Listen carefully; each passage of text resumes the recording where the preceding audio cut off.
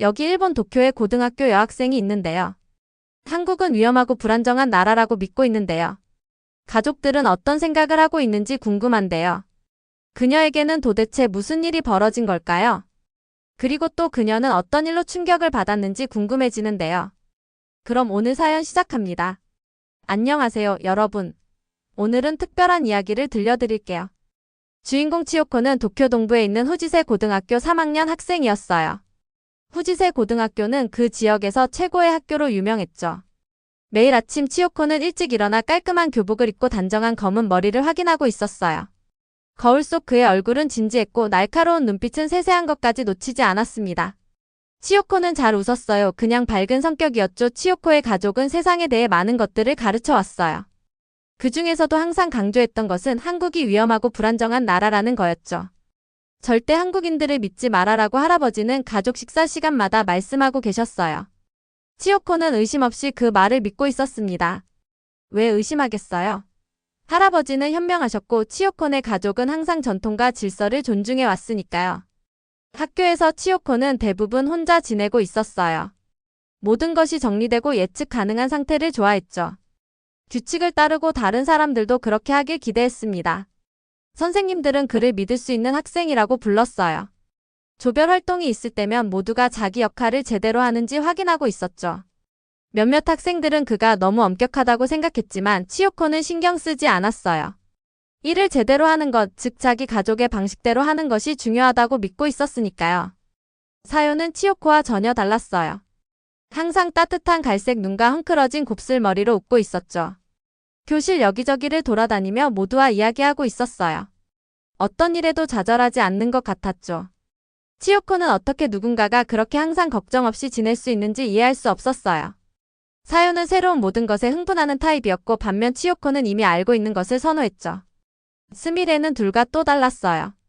역사 동아리 회장으로서 대부분의 시간을 책과 역사 문서와 함께 보내고 있었죠. 그녀의 안경과 긴 검은 머리는 진지한 인상을 주고 있었어요. 말할 때는 사실과 논리를 사용했죠. 똑똑했어요. 때로는 너무 똑똑하다 싶을 정도로요.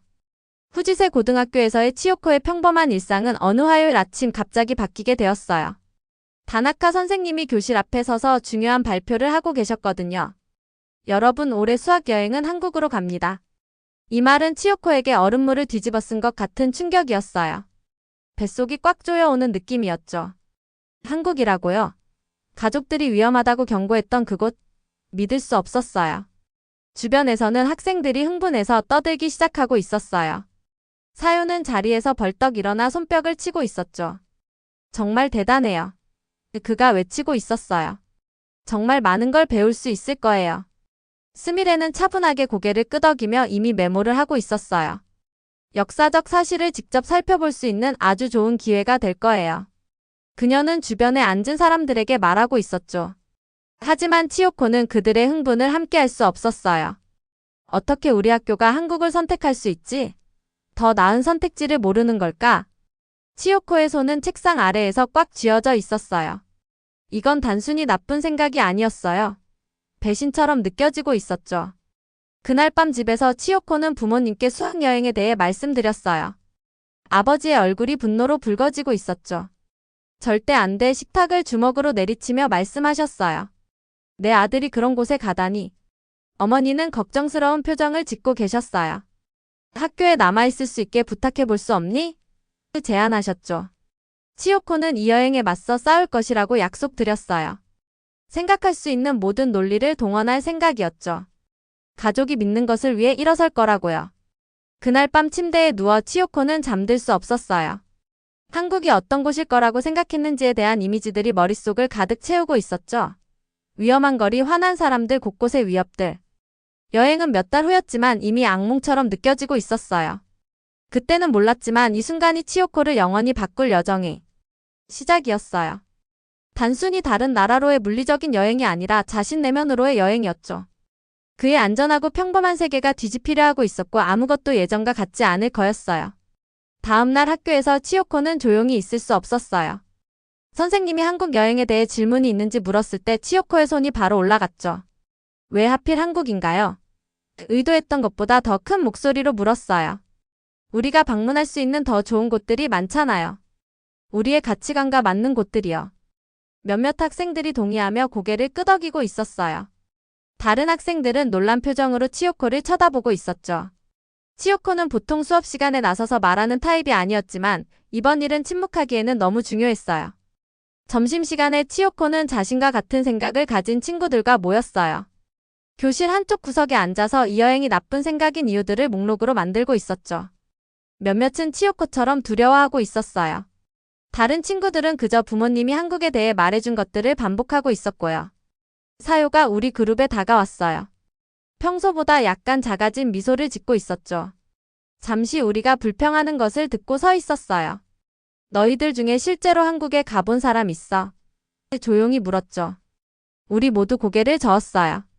그럼 그곳이 실제로 어떤지 어떻게 알아? 치요코는 사요를 찌푸리며 쳐다보고 있었어요. 불이 뜨겁다는 걸 알기 위해 만질 필요는 없어. 사요는 한숨을 쉬며 걸어갔어요.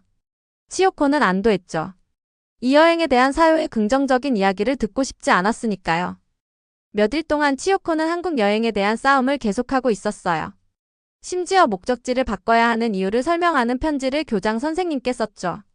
자신에게 동의하는 다른 학생들로부터 서명도 모았어요. 자신이 옳은 일을 하고 있다고 확신하며 강하고 단단한 느낌이 들고 있었죠. 스미레가 도서관에서 치요코를 찾을 때까지요. 치요코는 자신의 주장을 강화하는 데 도움이 될 만한 책들을 찾고 있었어요. 그때 스미레가 역사책을 한 알을 안고 치요코 옆에 나타났죠. 탄약을 찾고 있나요? 그녀가 치요코의 손에 있는 여행에 반대하는 요점들을 적은 종이를 보며 물었어요. 치요코는 고개를 끄덕였어요.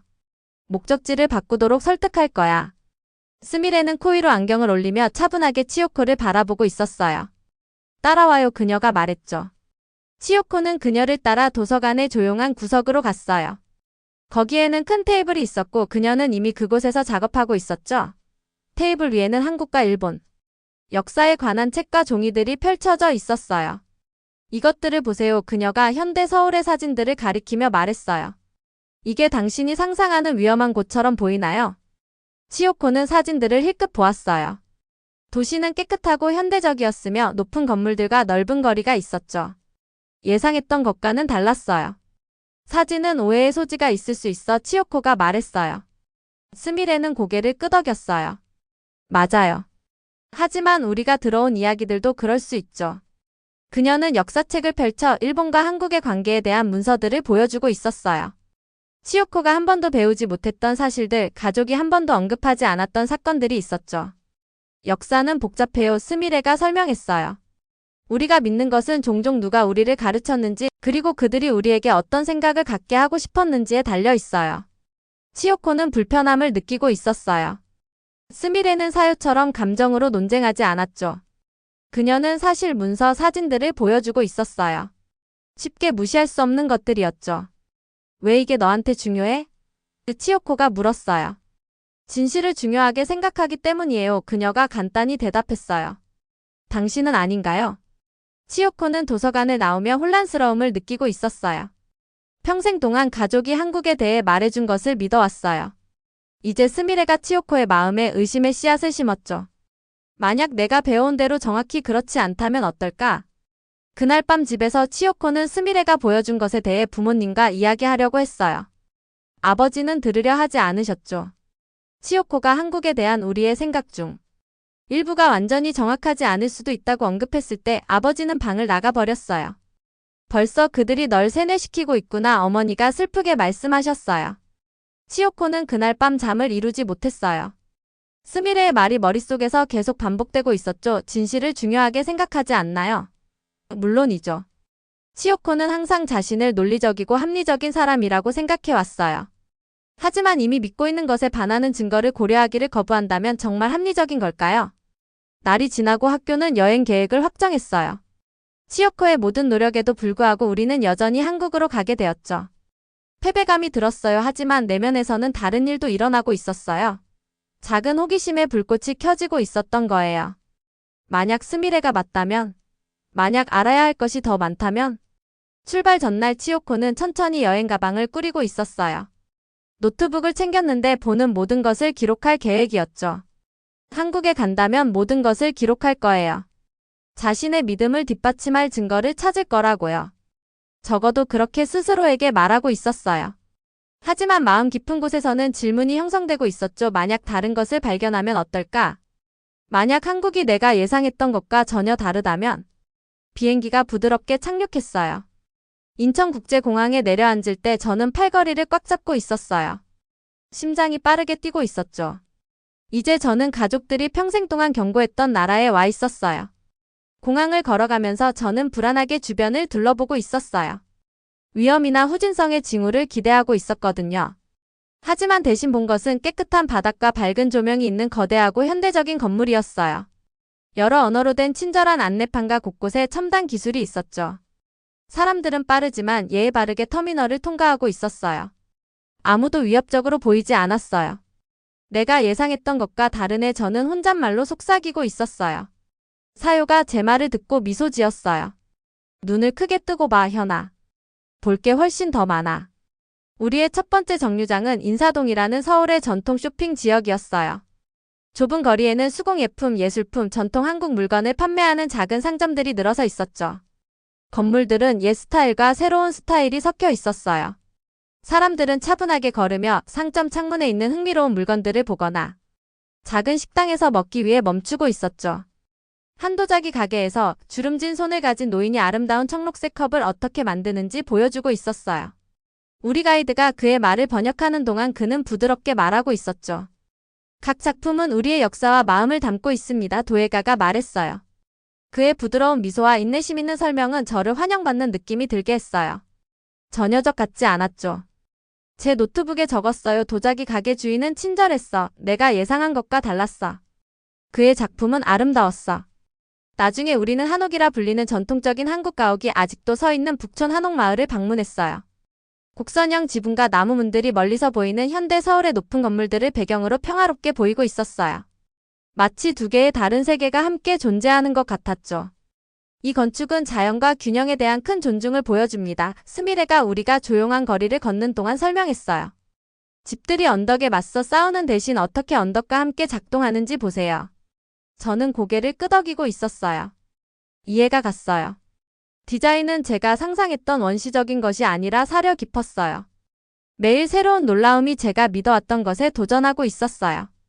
음식은 맛있었고 제가 전에 시도해보지 않았던 맛으로 가득했죠. 거리는 깨끗하고 안전했어요. 우리가 만난 사람들은 예의 바르고 종종 우리를 돕기 위해 자신들의 길을 벗어나기도 했어요. 사요는 이런 혼란스러운 시간 동안 예상치 못한 동맹이 되었어요. 그는 제가 마음을 바꾸도록 밀어붙이지 않았지만 우리가 본 모든 것에 대한 그의 흥분은 전염성이 있었어요.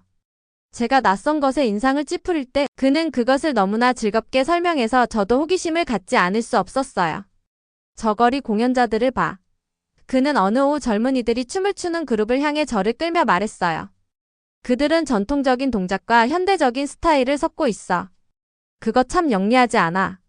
저는 다시 고개를 끄덕이고 있었어요. 영리했어요. 그리고 보기에도 재미있었죠. 스미레는 계속해서 더 깊은 것들을 이해하는데 제 안내자가 되어 주었어요. 제가 뭔가에 의문을 가지거나 옛믿음을 고수할 때 그녀는 차분하게 다른 관점을 볼 수 있도록 도와주는 사실과 역사를 보여주고 있었어요. 제 변화하는 감정에 대한 가장 큰 시험은 서대문형 무소역사관을 방문했을 때 왔어요. 이 박물관은 일제강점기 동안 한국 독립운동가들이 갇혀있던 실제 감옥이었어요. 옛 감방들을 걷고 죄수들이 어떻게 대우받았는지에 대한 전시를 보는 것은 제 배를 아프게 하고 목이 조이는 느낌이 들게 했어요. 저는 한국의 자유를 위해 싸우다 죽은 사람들의 이름과 얼굴을 보여주는 전시 앞에서 얼어붙어 있었어요. 이들은 제 가족이 묘사했던 악당들이 아니었어요. 그들은 자신의 나라를 사랑하고 그것을 위해 고통받은 사람들이었죠. 몰랐어요. 저는 눈에 눈물이 고이며 속삭였어요. 아무도 이 역사의 일부를 내게 말해주지 않았어요.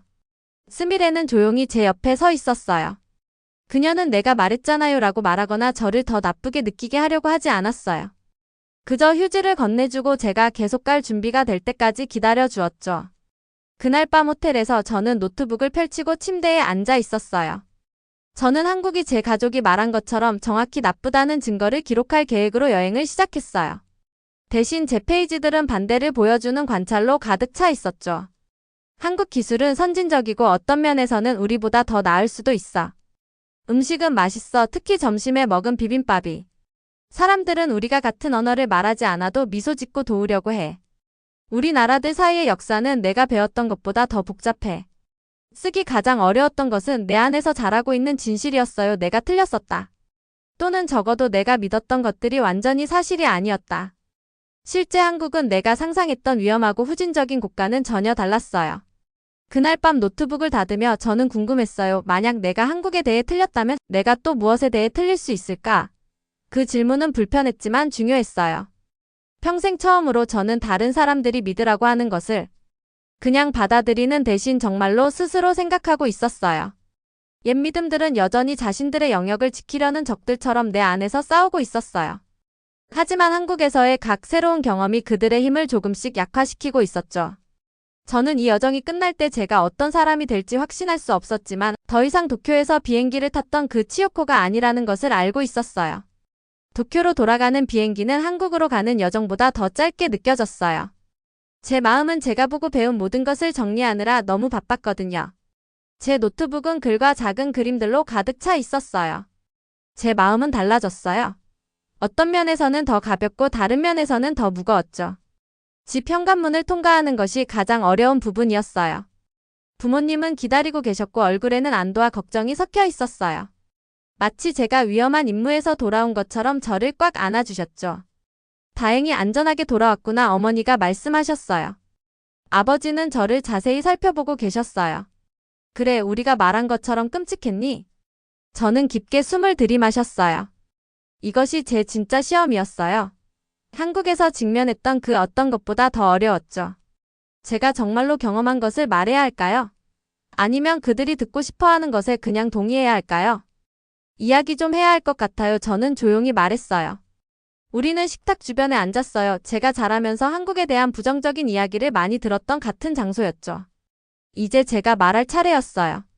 저는 노트북을 꺼내 첫날의 기록을 펼쳤어요. 한국의 공항은 현대적이고 깨끗했어요. 저는 시작했어요. 사람들은 우리에게 친절했어요. 음식은 맛있었고요. 아버지의 얼굴은 각 단어마다 어두워지고 있었어요. 어머니는 혼란스러워 보이셨죠. 그들이 좋은 부분만 보여줬을 거야 아버지가 말씀하셨어요.